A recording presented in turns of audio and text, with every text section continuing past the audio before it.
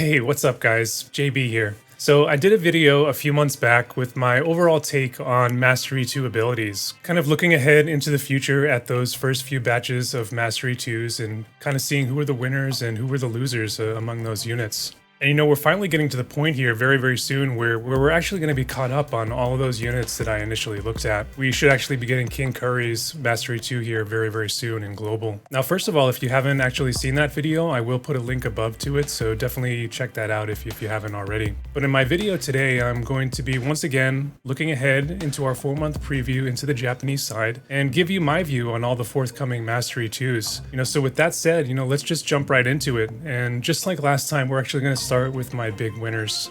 And my first winner, and probably one of my favorite units of all time, is Viktora. Viktora is going to get the standard Ice Elemental Mastery, and on top of that she's getting a 40 defense pen upgrade. This will definitely make her competitive with modern Pierce attackers, and will definitely help her damage out significantly.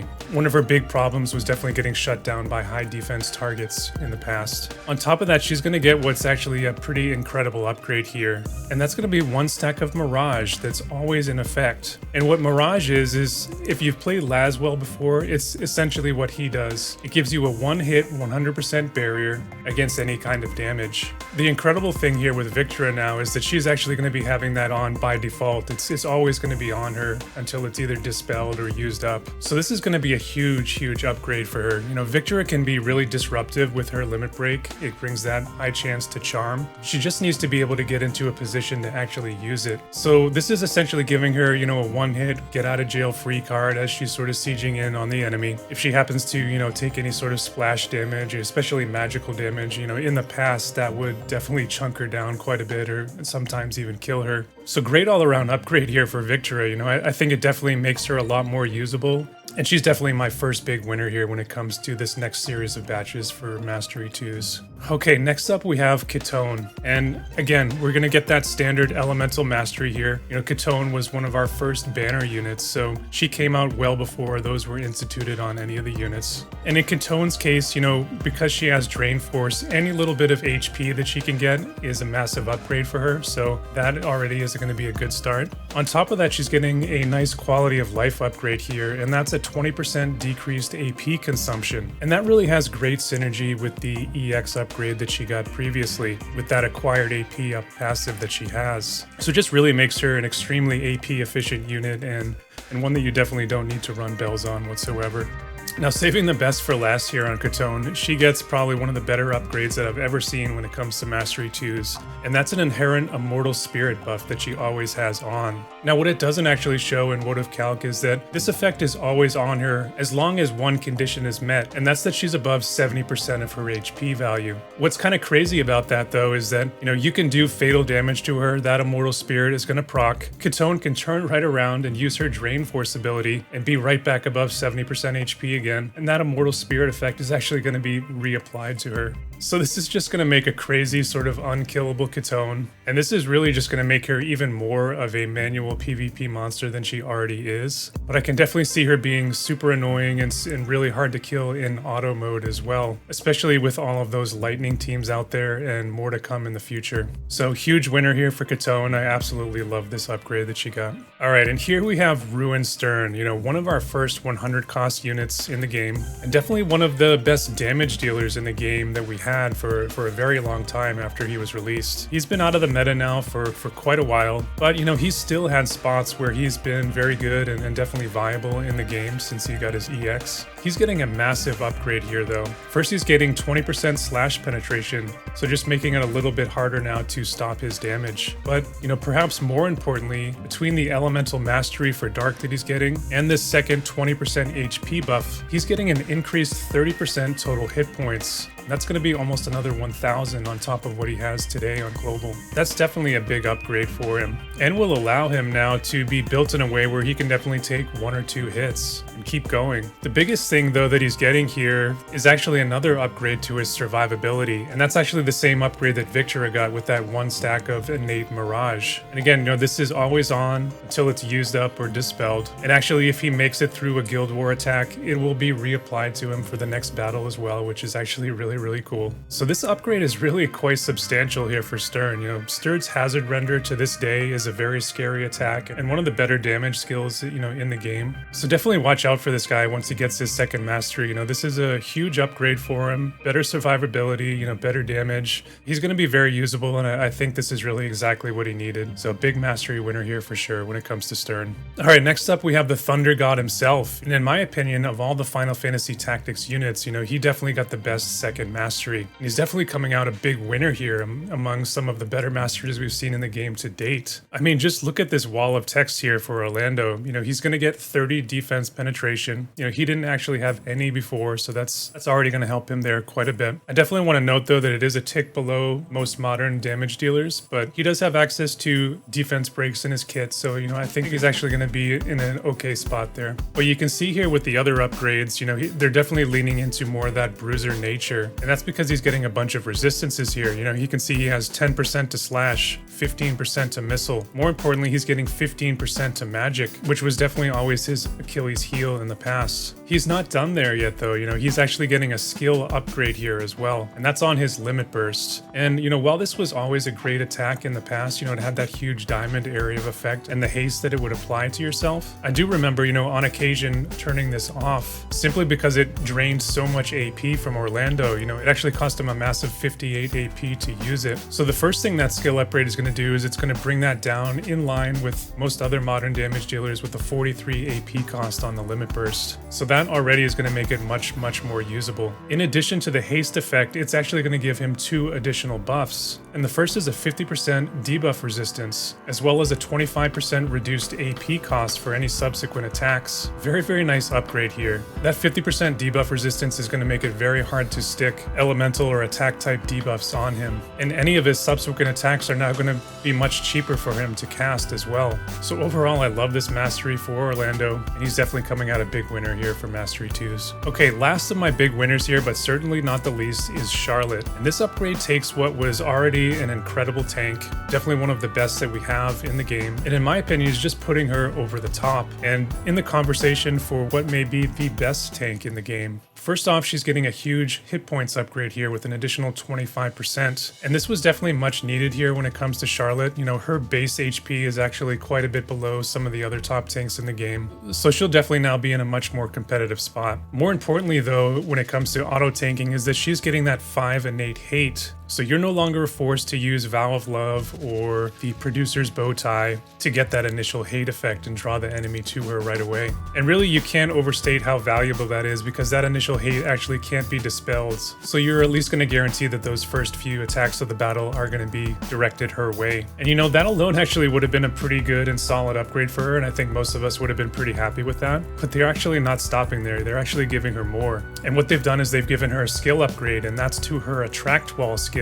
And this skill is actually going to now make her 100% immune to defense and spirit breaks, as well as any elemental imperils while the buff is active. And this is going to be massive for Charlotte. You know, most enemy attackers, you know, at the beginning of the battle, they tend to lead off with those limit breaks because they're the ones that actually do the most damage. And many of those limit breaks do have elemental imperils tied into them. So her being able to block that initial imperil and debuff onto herself is a huge increase to her staying power on the battlefield, and is definitely helping her out in a big way against some of her earth counters, including Oberon and the forthcoming Queen Macherie. Both of those units do have elemental imperils on their limit breaks. So overall, I love this upgrade for Charlotte. I think that it makes her, as I said, one of the better tanks, if not the best in the game that we have so far. And amongst these next series of Mastery 2 upgrades, you know, Charlotte is actually going to be my biggest winner. All right, so those were all my big winners, and you know, next I'm actually going to be looking at my solid tier. And these are units who get very good, you know, very serviceable and usable second masteries. And right off the bat here, I have 2 Final Fantasy Tactics units in Ramza and Delita, and both are going to be getting very above average masteries, and you know, they definitely needed it. You know, they both came into the game before penetrations were introduced. So Ramza here is getting 20% slash res penetration, and Delita is getting 30% defense penetration. Ramza is also getting a very nice upgrade to his limit bursts. So Ultima is actually going to be getting a modifier increase of 40%, as well as a dispel effect applied to it, which which comes prior to the damage. Delita, on the other hand, is getting a 3-hit 50% physical barrier that's always on. Definitely leaning into the physical bruiser side that he had with that Paladin sub-job and Immortal Spirit that he had already. So both of these are definitely very solid Mastery 2s and ones that we can look forward to. You know, I think anytime when you sort of get those added effects or skill upgrades on top of the stat upgrades, it definitely makes a huge difference in making those units more usable and more relevant in the game.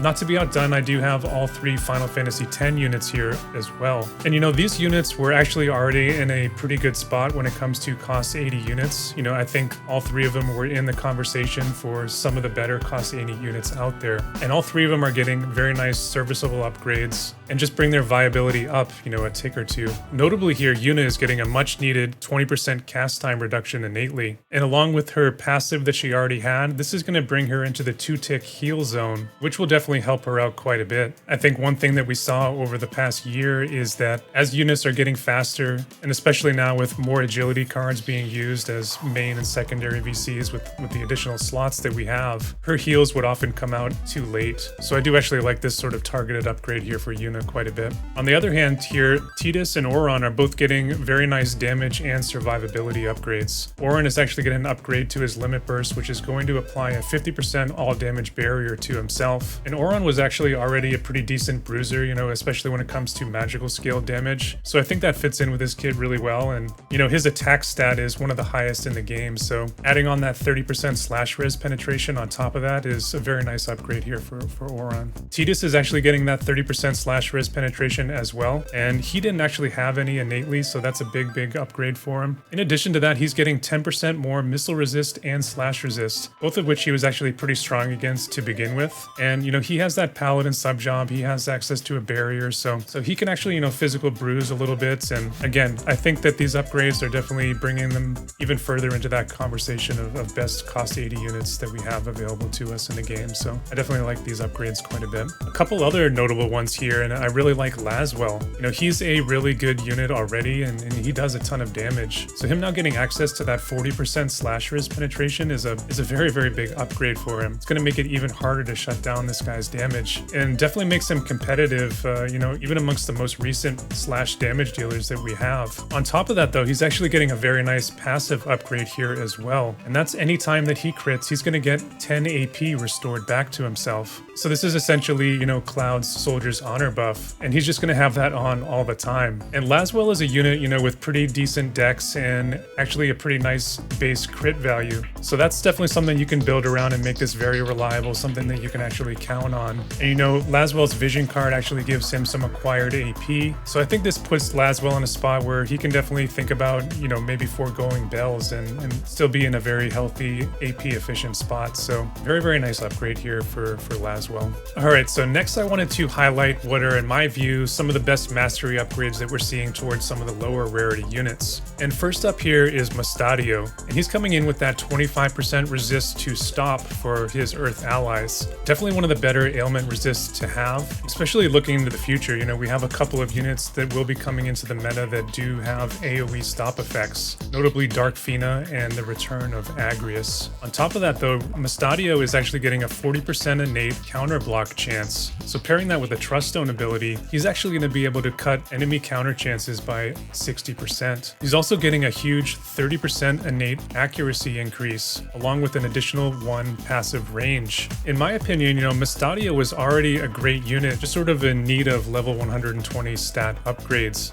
With this 30 flat accuracy, along with his Ranger Lore passive that he already had, he's actually going to be sitting at 221% innate accuracy, which outside of Liard is actually the highest in the game to date. The range on his attacks is actually going to be quite amazing now, you know, paired with some of the EX upgrades that he got. He's going to be able to match Frederica at up to 10 range on his barrage ability. So I think these upgrades position Mustadio to be quite incredible for cost-restricted PvP, you know, especially when it comes to manual play. Okay, next up I'm going to shout out Dario's upgrades here as well. He's coming in with that 15% area resist. More importantly though, he's getting a 20% agility bump for the first 5 turns and an innate 5 hate. You know, one of Dario's biggest issues was that he just had super low agility. And that was definitely kind of a problem for him because, you know, in order to grab hate from the enemy, you either needed to use something like the Producer's Bow Tie on him, which would lower his movement, or you needed to sort sort of get him out in front and have him use his taunting spell ability. So both of those upgrades help that issue out in a big way, and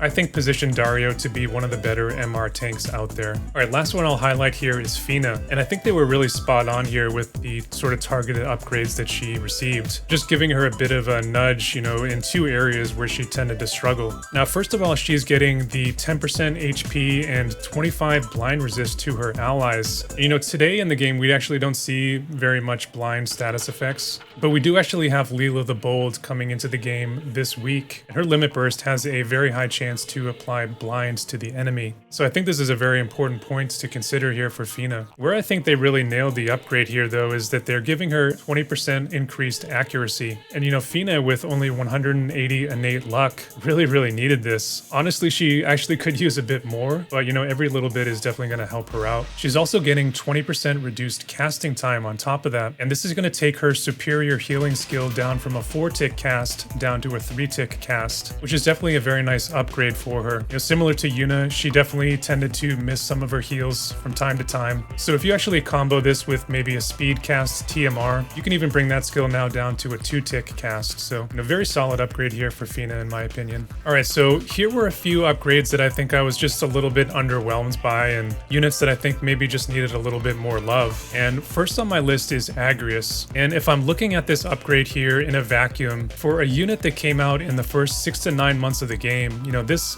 Mastery 2 is just really underwhelming, and just sort of leaves me saying, you know, that's it. Especially when I compare this directly to the upgrades that the other Final Fantasy Tactics units received. You know, the 15 spirit here that she's getting just isn't what it used to be in the old days whatsoever. You know, most modern damage dealers are penetrating that spirit by up to 60% and sometimes even more. So instead of that 15 spirit, what I really would have liked to have seen them do is maybe given her an increased chance to stop and disable, you know, maybe an additional 10%. And you know, they said that they were thinking about doing that during the initial JP livestream announcement, so I'm not really sure what happened there. You know, they didn't really go that direction at all with her EX or with her Mastery 2 here. And you know, if they didn't want to actually go the status ailment route, maybe they could have thrown her maybe 20 defense or 30 defense penetration here. Now, Agrius being on this particular list here, you know, don't take that to mean that I think Agrius is bad or is going to be bad. I do think her EX makes up for her Mastery 2 here a bit. I just don't think that she's going to be nearly as strong as she was in the level 99 era. And for my personal favorite unit in the game, and one that we've waited a very long time for, you know, that just sort of bums me out a little bit. All right, next up here quickly is Classy Glassy.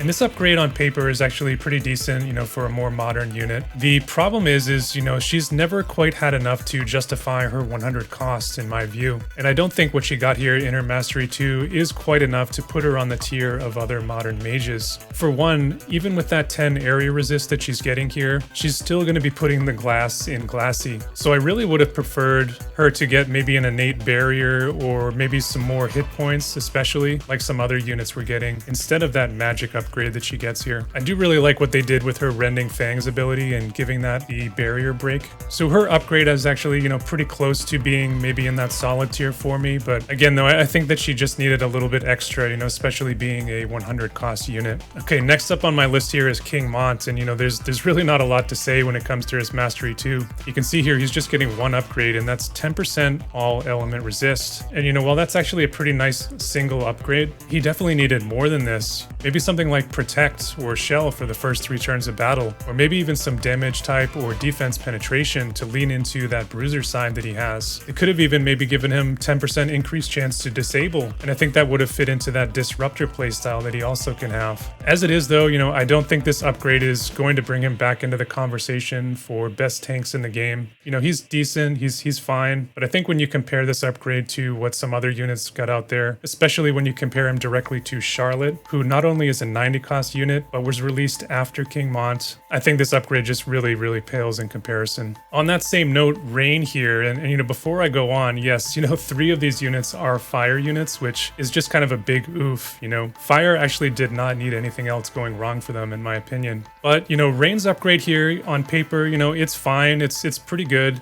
Definitely much better than King Mont's. Rain actually is going to have 30% innate area resist, which is pretty strong, and his hit points are going to be up there, you know, amongst maybe the top 3 in the game, which is actually very good as well. Again though, I think he just needed a little bit more of a push. Maybe if they also gave him 5 innate innate hate here, boom, he's going to be in that solid tier and he's going to be very usable. If they didn't want to go that route though, I think they maybe could have also given him maybe some innate accuracy, or maybe even helped him out with some of the AP issues that he has. He definitely tends to burn through a lot of his AP if you're trying to use him maybe as more of a bruiser or damage dealer. So yeah, Rain, I think that he just needed a little bit more than this. Alright, so that's who needed more in my opinion, and now we're actually going to go on to my favorite section, and that's units that I think they just completely missed the mark on, and just sort of makes them kind of dead on arrival, so to say. So let's jump into those units. And first on my hit list here is Salire. And when you look at the mastery upgrade, I think you're going to be like, wow, that's a lot of items. And yeah, it certainly is. But I think we have to remember that this is a cost 65 unit, which, for all intents and purposes is a cost 70 unit. We don't really have vision cards or espers that can make up for that 5 difference that you can really take advantage of. So in my opinion, that's just sort of dead weight cost. And these cost 65 so-called premium MR units,